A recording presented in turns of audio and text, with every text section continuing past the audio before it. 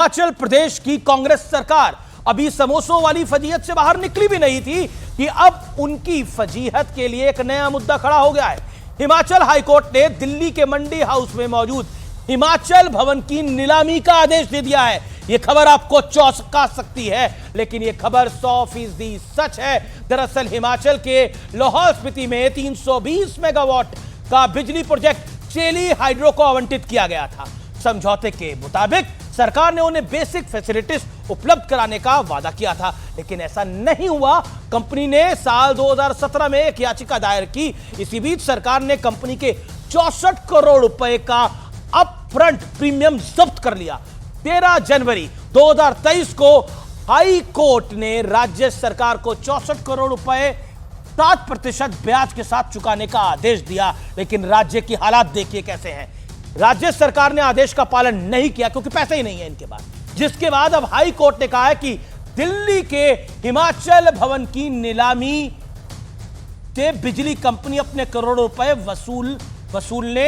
वसूल सकती है।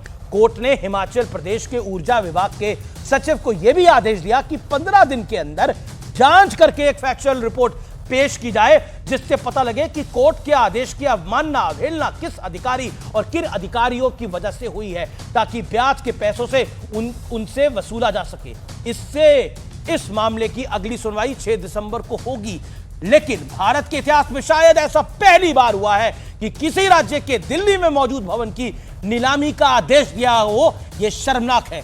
इससे आप कांग्रेस के खटाखट मॉडल का अंजाम भी कह सकते हैं, क्योंकि चुनाव में खटाखट वाले वादे तो खूब किए, लेकिन सरकार बनने पर उनमें से अधिकतर वादे अधर में लटके रहे, क्योंकि सरकार के पास उन वादों को पूरा करने के लिए पैसे है ही नहीं।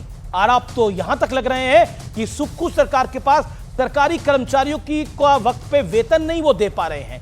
इतनी समस्या है। एक कहावत है, जितनी चादर हो उतने ही पैर फैलाने चाहिए, और इसकी अनदेखी करने वालों का अंजाम वही होता है जैसे हिमाचल प्रदेश में कांग्रेस की सरकारों का हो रहा है। और चुनाव में खटाखट वाले वादों से भले ही सत्ता मिल जाए, लेकिन दिक्कतें बहुत खड़ी हो जाती हैं। लेकिन इंटरेस्टिंग फैक्ट यह है कि कुल मिलाकर वादा भी कर दिया जाता है, चुनाव भी जीत लिया जाता है, लेकिन उसके बाद जो हालात होते हैं वो शर्मनाक जैसे हो जाते हैं।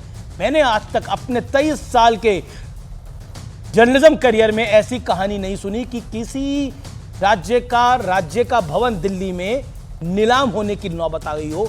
भगवान बचाए हिमाचल।